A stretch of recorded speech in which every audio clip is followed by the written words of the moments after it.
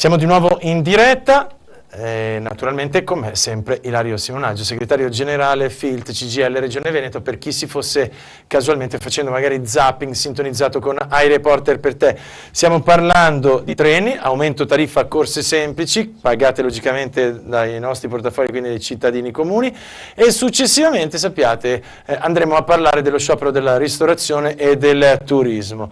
Allora, noi ci siamo lasciati ricordando appunto il fatto della scomparsa anche di alcuni treni che collegavano, facendo appunto da asse alla 4, quindi dalle famose 4 ruote, un po' più ecologiche, insomma, i binari e le rotaie. Però si diceva, forse non c'è convenienza, ed è così sicuramente, e allora alcuni di questi treni sono stati soppressi. In più, qualcuno, e lo saluto, Paduano, quindi Felice Paduano, hanno usato nell'aria che con i nuovi orari estivi, gli intercity, alcuni intercity, quindi vi dico subito la tratta ad esempio Trieste-Roma Termini, oppure Venezia-Mestre e addirittura Padova, quelli soprattutto diurni al mattino, non ci saranno più e quindi vai che gioia. Sì, cioè il 15 giugno entra in vigore l'orario estivo. Noi non disponiamo ancora delle tracce chieste a Rete Ferroviaria Italiana dei treni, però in realtà se uno si reca a una biglietteria del Veneto per fare una prenotazione oltre il 15 giugno scopre che non può prenotare questi treni. Avevano tentato un paio di mesi fa di farne sparire 6 a livello nazionale, 2 interessano il Veneto e quindi temiamo che questo rischio sia concreto. Perché spariscono gli intercity? Perché in realtà viene fatta una politica commerciale che è basata ovviamente sulla idea delle frecce. Le frecce sono servizi commerciali, quindi sulla stessa tratta è un servizio sicuramente migliore, ma a un prezzo decisamente diverso. Molto quindi più alto. Magari 15-20 euro si arriva ai 70-80 euro. Caspita. E ovviamente c'è una bella differenza, soprattutto per le fasce più deboli, non solo. Esatto. Ma poi le frecce collegano solo le grandi città. Quindi se uno deve casualmente, perché abita in un paesino, fare quella, è costretto anche qualora fare un pezzo con la freccia rossa, freccia argento, freccia bianca, sono i nomi delle frecce, questi che hanno questo costo commerciale, e a quel punto ovviamente prendere sperando che ci sia ancora un qualche servizio o di bus o di treni che lo possa portare a casa. Segretario, le passo l'auricolare perché abbiamo al telefono, come da promessa, Nicola Nocera, Comitato Pendolari Veneto Orientale. Nicola, buonasera, grazie perché ci dà sempre una mano approfondendo queste tematiche sul pendolarismo e quindi sui treni. Noi stiamo parlando della stangata su appunto i treni, un aumento del 15% che sicuramente dal vostro comitato sarà stata accolta con grande gioia, lo dico con amara ironia, è così? Sì, è così, nel senso possiamo dire che, come aveva promesso, l'assessore non ha ancora toccato gli abbonati pendolari. Esatto, questo noi l'abbiamo rimarcato, però c'è sempre esatto. chi non ha l'abbonamento e chi, ricordo bene la vostra rabbia nelle ultime telefonate, logicamente deve correre al mattino al lavoro perché lavora appunto in ospedale e ha incarichi importanti e si trova poi a volte a perdere tempo e in generale quindi la tratta, il treno in sé stesso. Cioè, l'assessore comunque ha detto che questi maggiori costi sono per l'effettuazione di ulteriori servizi avviati dopo l'avvio perché per risolvere le criticità segnalate dagli utenti. Ma quello che noi diciamo è che noi non abbiamo, cioè noi le criticità le avevamo segnalate ancora prima dell'inizio dell'orario cadenzato, quindi prima di costruire questo orario era necessario mettere mano alle criticità che avevamo già espresso.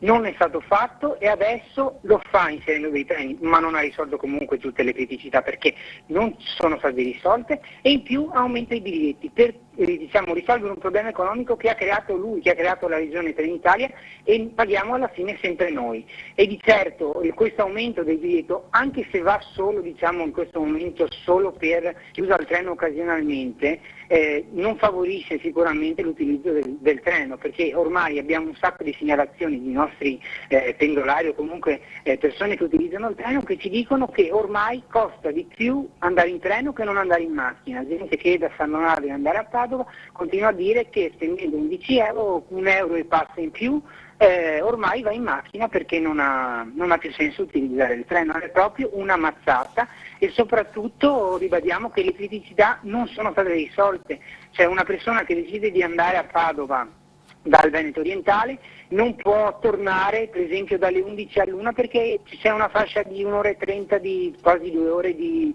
manutenzione da Padova, cioè anche se fosse anche l'utente occasionale dice prendo il treno, vado, mi muovo in realtà quando voglio, non può muoversi quando vuole perché è costretto comunque a non muoversi in determinati orari, quindi ci sono ancora criticità che non sono state risolte eppure i biglietti aumentano, per noi è una cosa senza senso. Noi abbiamo anche comunque sottolineato il fatto dell'aumento e della qualità. Vorrei che mi parlasse anche proprio in sé della qualità. Come si vive sopra questi treni?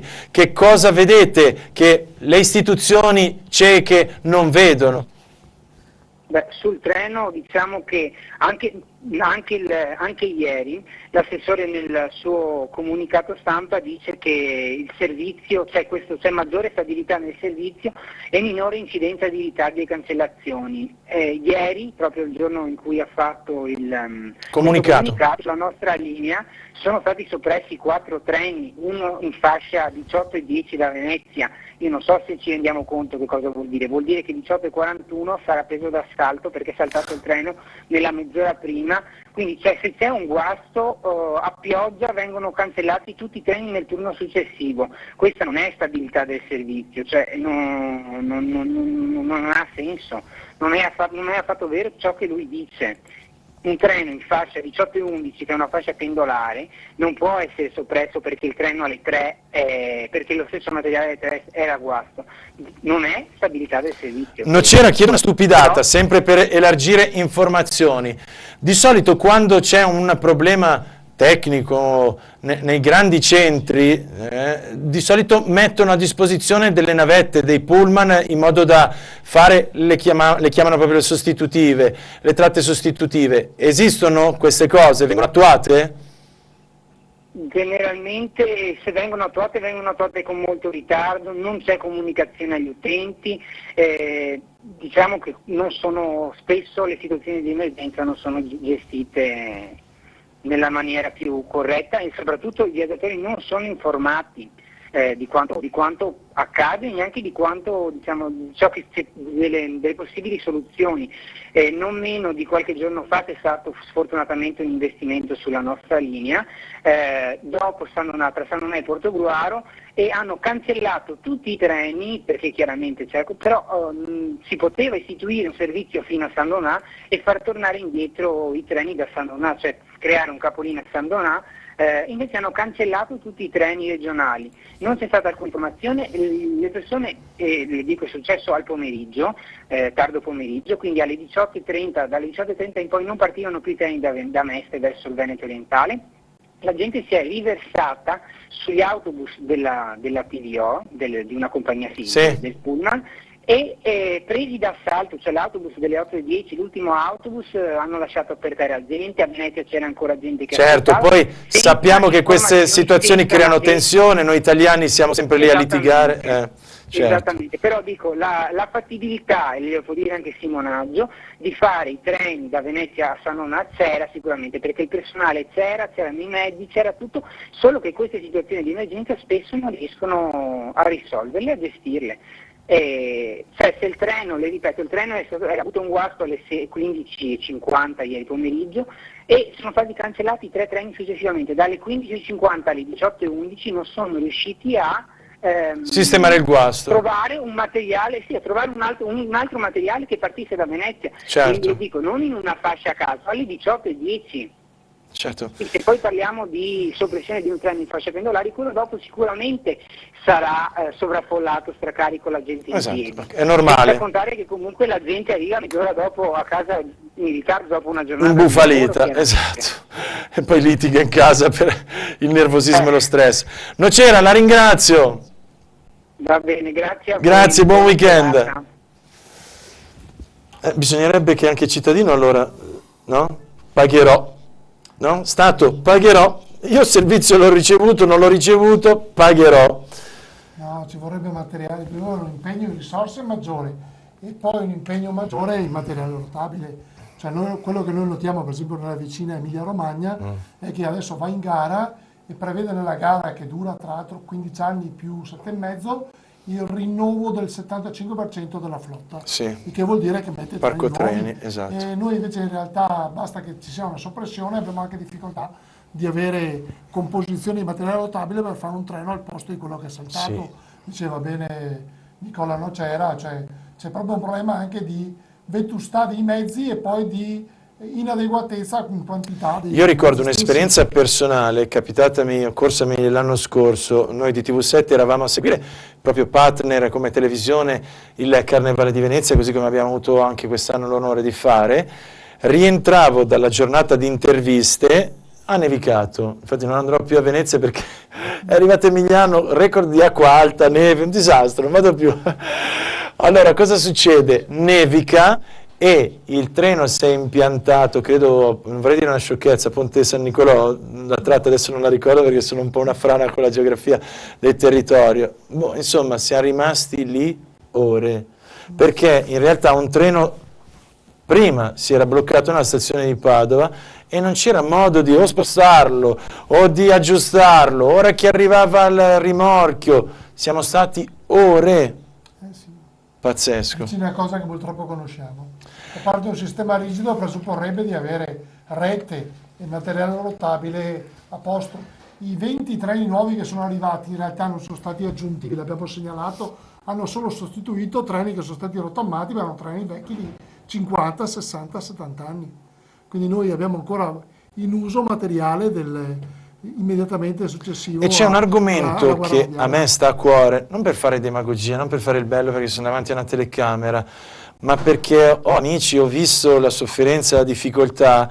Sto parlando dei disabili, con trenini così, con trenini obsoleti. Un disabile che tipo di dignità può avere? Eppure ci vantiamo di essere una democrazia, di essere insomma quelli, no, che insegnano poi magari all'Africa o agli altri la civiltà, e poi lasciamo indietro le nostre persone, proprio i nostri simili. Un diverso modello di sviluppo che punta molto di più sul trasporto pubblico locale, un po' come fanno i paesi del nord Europa, dove in realtà tu, soprattutto nei centri urbani, hai un servizio di metropolitane che permette per esempio a un parigino piuttosto che a un berlinese di non avere bisogno dell'auto privata per poter programmare il suo Sono centri completamente differenti, certo, sì, lei sa bene da dove arrivo io, infatti il che... treno lo vedi raramente grazie alla rete metropolitana o di superficie che Guarda è che però se presente. anche ragioniamo su Milano, che è una delle aree Sì. insieme con Roma più importanti d'Italia, Venezia, il quadrilatero, diciamo Venezia, Padova è il terzo, noi abbiamo una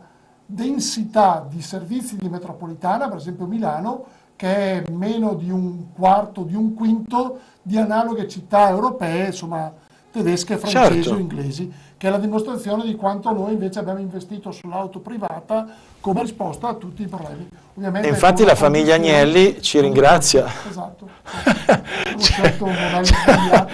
È inutile girarci intorno, la famiglia Agnelli. Insomma. Sono le strade che non bastano mai. Ecco, va bene, dai, ce lo siamo detti. Io ringrazio Ilario Simonaggio, auguro quindi a lei un buon weekend. Sappiate che lancio il meteo e continuiamo con un'altra tematica. Siete sempre invitati a restare logicamente in nostra compagnia. Andiamo a vedere per il weekend com'è il tempo. Grazie segretario, grazie di essere stato in nostra compagnia. A voi tutti amici del Triveneto, ben ritrovati da Giuseppe De Vitis. Vediamo cosa accadrà nel fine settimana, perché lentamente si andrà verso un miglioramento. La prossima settimana le temperature aumenteranno in maniera decisa, soprattutto al centro-sud. Comunque vediamo sabato e domenica, tempo discreto al nord, ma con qualche disturbo, e lo vediamo tra un attimo, instabile al centro-sud. Invece domenica instabile soprattutto sui rilievi del nord, bello al centro-sud, un po' di nuvole sulle due isole maggiori. Avremo al mattino cielo prevalentemente sereno o poco nuvoloso, ma con nuvolosità in aumento nel corso della mattinata. In tarda mattinata già i primi rovesci di pioggia che diventeranno più convinti, vedete, su zone prealpine, quindi del Trentino Alto Adige, Veneto e Friuli Venezia Giulia.